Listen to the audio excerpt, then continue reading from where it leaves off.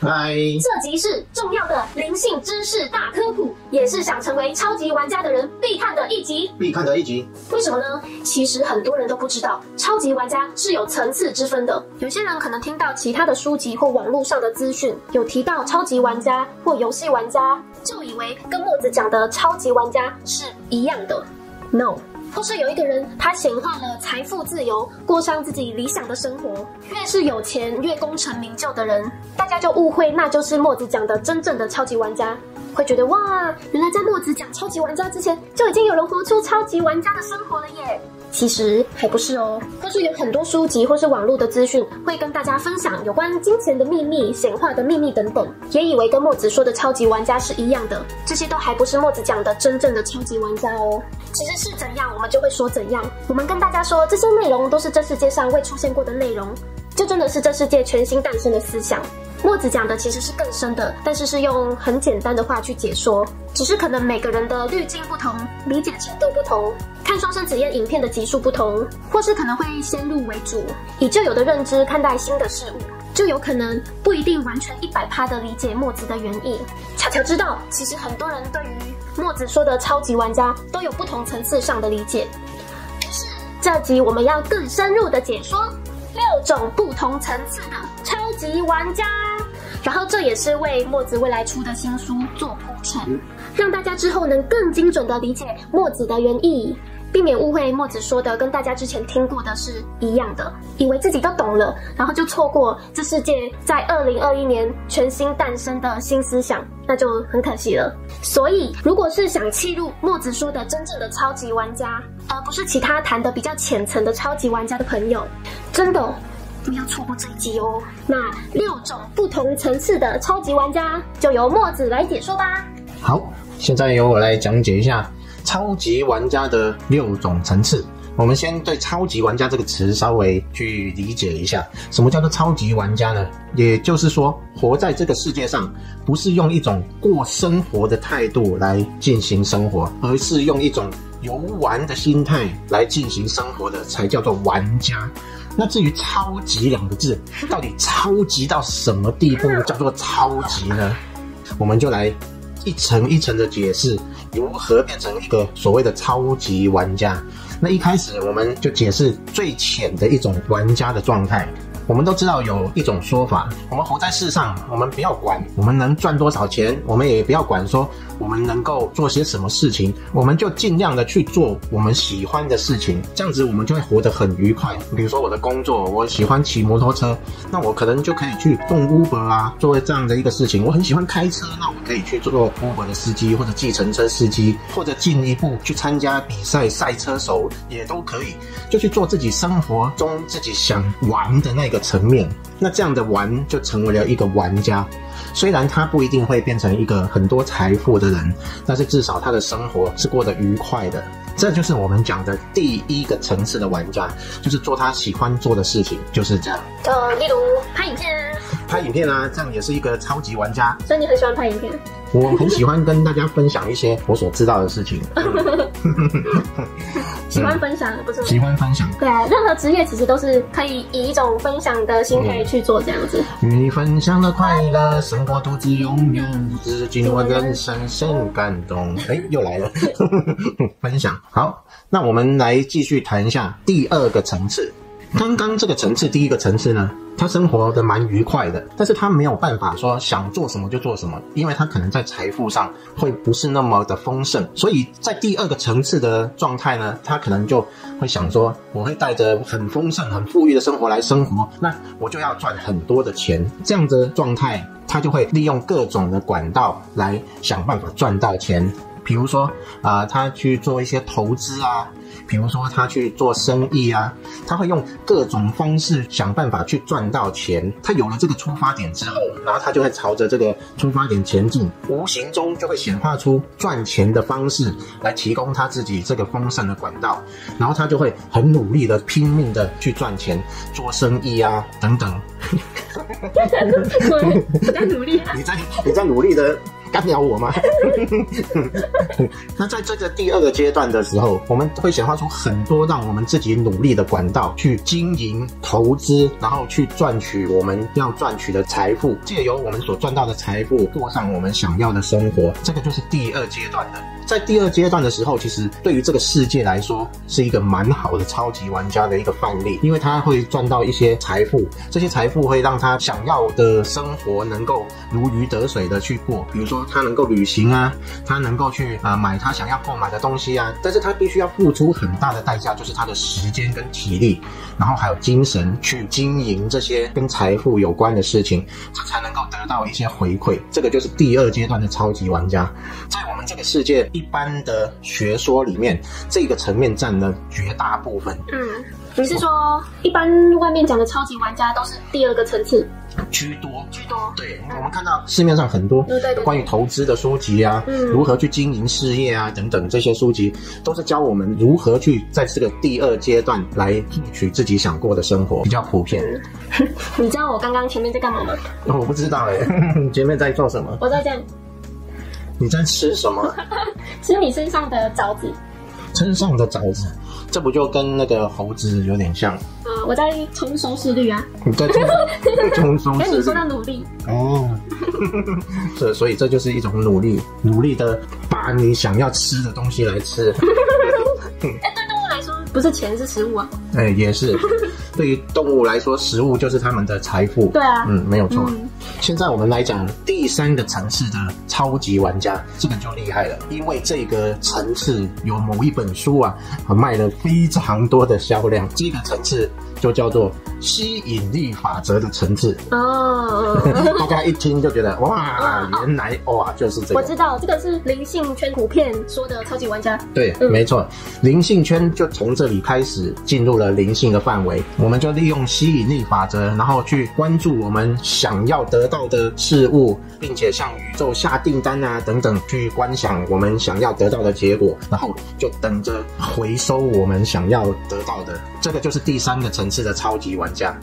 在这个层次里面，重要的就不是我们去做什么，而是我们如何运用我们的想法去向宇宙下订单，然后向宇宙吸引我们需要得到的一个结果。在这个层次里面，为什么它是第三个层次？因为后面还有更深的层次。这个层次大家会想说，吸引力法则已经是灵性圈很广泛很普遍的超级玩家运用的技巧。其实没有错，因为这个技巧可以为你带来你想要的心想事成。如果你做得非常的好，非常的完美，你的确可以做得到心想事成的这个地步。那我们想说，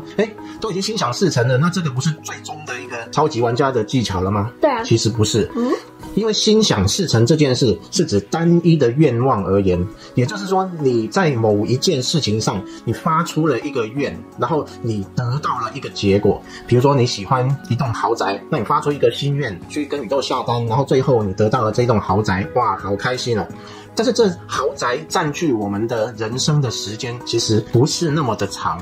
即使我们住在豪宅里面，我们整天的时间并不是把焦点注意力放在豪宅上面。比如说我已经住在豪宅上面，我起床我就刷牙，我注意的是我的牙齿，然后呢我就匆匆忙忙就出门去上班，然后我就注意我开车，其实注意着我的豪宅的时间并不见得那么长。那后来回家了，然后看到豪宅，哇，这是我显化的豪宅，太开心了。然后回来就想说，要吃饭了，我就赶快去做饭，或者我的太太等等已经做好饭菜等我，这时候我去专注的就是那个饭菜。所以虽然我得到了某一件我心愿达成的这个愿望，那我会很开心，但是这个其实占我们人生的每一天的一些小小的部分，它不是一个完整的，它会是成为一个片段的。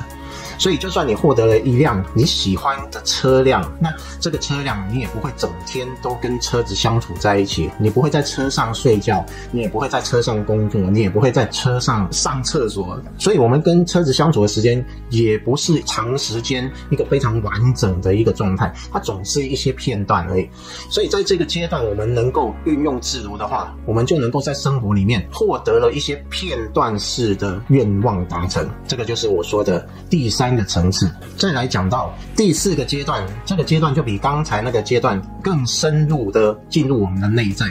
其实更深入进入内在，也就是更深入的进入这个世界。这怎么说呢？为什么深入我们的内在反而是更加进入这个世界？因为在第4个阶段，它已经有如幻视角的产生了。它把世界当成是一个游戏。我们在第3个阶段，虽然我们吸引我们想要的，但是我们觉得世界是真实的，它并非一个游戏。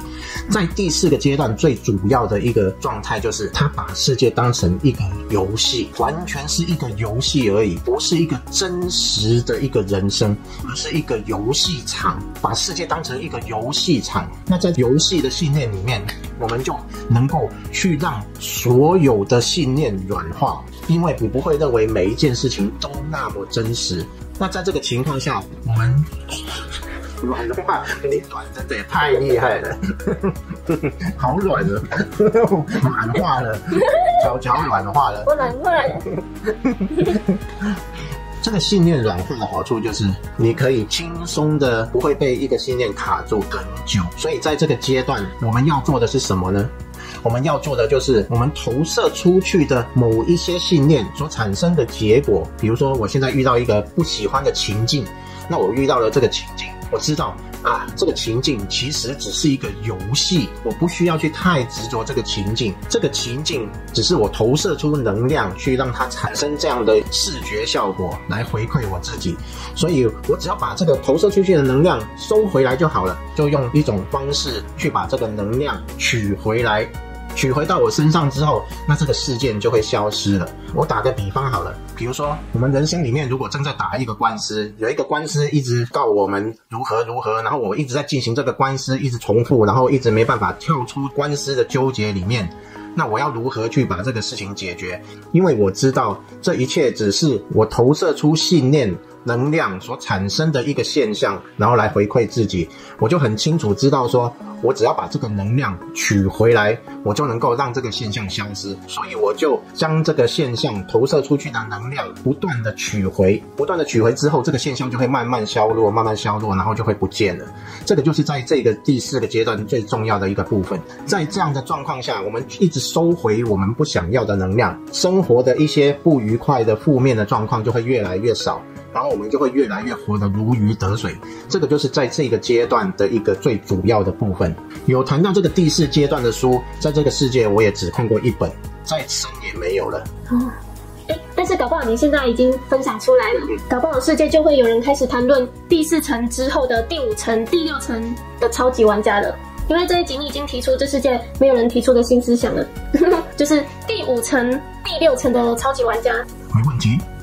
我们现在就来继续介绍第5层次的超级玩家。刚刚第4个阶段的这个超级玩家，他已经把这个世界看成是一个虚拟的，是一个游戏。那在第5个层次的时候，他能够理解的会比这个更深入。深入到什么层次呢？他知道每一个现象的产生都是由自己的信念投射所造成的。那这个理解就非常的深了。那在这个理解非常深的状况下，他投射出的每一个信念，他自己都希望去审视他的信念，去看看自己到底升起了一些什么信念，然后会产生什么现象，并且他会按照现象像一面镜子一样去反观自己到底是什么信念所产生的回来的一个现象。那这个现象他就可以知道自己到底是什么信念投射去产生的，然后借由这个反观自己的信念，他去消融自己不要的信念。所以在这个阶段里面，他不断的去看自己的信念，不断觉察自己的信念，然后去看自己到底升起了什么信念呢？到底现象这样出现的时候，我是用什么信念去产生它的啊？借由这样子去改变这个信念。所以在这个阶段里面，他会不断的去看到自己内在升起的信念。这个阶段已经是一个非常深入自己内在的超级玩家的状态。那在这个阶段，他能够常常的利用自己的信念去显化自己想要的，并且能够消化自己不要的信念。在这个阶段就是这样子完成的。这个阶段的超级玩家非常的稳定，因为他能够清楚的看到自己的信念。但是这个层次的超级玩家还不是一个最就近的超级玩家。我们现在就来讲最就近的超级玩家，第6个层次的超级玩家。他有一个先决条件，就是必须先登出。所以你没有登出的话，你就没有办法达到第6层次的超级玩家。为什么要先登出呢？我现在开始讲的就是第6层次的超级玩家他的一个状态。你登出了之后，你跟你自己的人物产生的距离，所以你是站在觉察来看着你原本所认为的那个自己在运作，也就是你真正的跳出了这个游戏，真正的坐在玩家的位置来看待荧幕里面的那个角色在运作。这个跟之前的所有层次都不一样的地方就是这里，因为前面所有的阶段你所认为的自己都是原本的自己。比如说我认为我是墨子，我就会认为墨子现在投射出一个信念，所以墨子要消化自己的信念，我要消化自己的信念，那个我的立足点是在墨子身上。但是第6层次立足点并不是在墨子身上，而是在一个觉察的角色，在这个觉察这个位置看着原来的那个墨子在运作。各位要听清楚，所以我非常清楚的看到墨子只是我观察的对象，也就是我终于成为了一个真正的玩家。这个玩家坐在那里操纵着墨子来在这个世界上运作，而这个世界上当然也就是被这个觉察所看着的游戏场。所以这个角色非常清楚的把立足点定在觉察上。那当这个墨子不是我的时候，墨子每一分每一秒所产生的这个信念都能被这个觉察看得清清楚楚。在第5个阶段的时候，我们很注意自己起心动念想什么，想要去改变自己的信念，但是我们实际上没有办法抓到每一个信念，所以我们会漏失掉非常多的信念。但是在第6个阶段，信念不管如何升起，我都已经站在觉察的位置，看到信念的升起跟信念的落下，所以随时每一个信念上来，我都能发现它，并且我可以随时去改变它。所以随时能够改变每一个信念，这就代表我随时能够改变我生命中发生的一切现象。各位听到这里就完全明白，第6个阶段的玩家是一个真正的超级玩家，整个生命所有的现象随时能够改动，也就是说你真正的操纵了你生命的完全所有现象，整个生命你都是完全的操纵。这个必须登出，而且登出一段时间，站在稳定的觉察之后才能办到的。所以我鼓励大家，如果真正要成为一个超级玩家，登出是你必备的条件。你真正登出之后，你就可以站在真正玩家的位置来玩你原来的角色跟人生游戏，并且你随时可以改动信念而显化出不同的现象。这样听起来是不是非常的过瘾？这些才是墨子说的真正的超级玩家哦。对，也就是这世界从未出现过的新思想，就是跟一般普遍的过自己理想的生活啊，或是变成一个超有钱的人啊，或是如幻视角啊等等，这些其实都还不是超级玩家，但是那些却是这世界很普遍的。大家以为这就是超级玩家了，其实还不是。就是你即使变成一个有钱人，然后你生活过得很舒服、很轻松，财富自由，但是这些其实都还是一个故事，你其实还是被故事玩的，而不是真的去玩故事，是这样吗？没有错。对，你就算是一个很有钱人呢，或是在这世界是有名有利的、很出人头地的，其实你还是在被游戏玩，而不是玩游戏。所以，请大家继续看下去。墨子分享的都是自身体会所分享的，所以你在外面绝对不会听到讲的跟墨子一模一样的，这世界从未出现过的新思想。因为墨子用很简单的语言去分享这些阵法，那就是希望越来越多人知道这些新思想跟阵法，然后可能从第1层、第2层、第3层、第4层进入到更深的第5层、第6层的超级玩家。那如果想一起推动，让全世界的人都成为第6层的超级玩家，真正的超级玩家的朋友们，可以多多分享这部影片给你的亲朋好友，顺便按个赞。那如果有什么问题，可以在下方留言。那么墨子的新书会在2021年4月到6月之间发行，这本书会更深入的让大家了解什么是超级玩家，什么是登出，就是一本游戏攻略书，里面有很多这世界从未有的内容分享给大家。那么这集就分享到这里咯，下次见，拜拜，拜拜。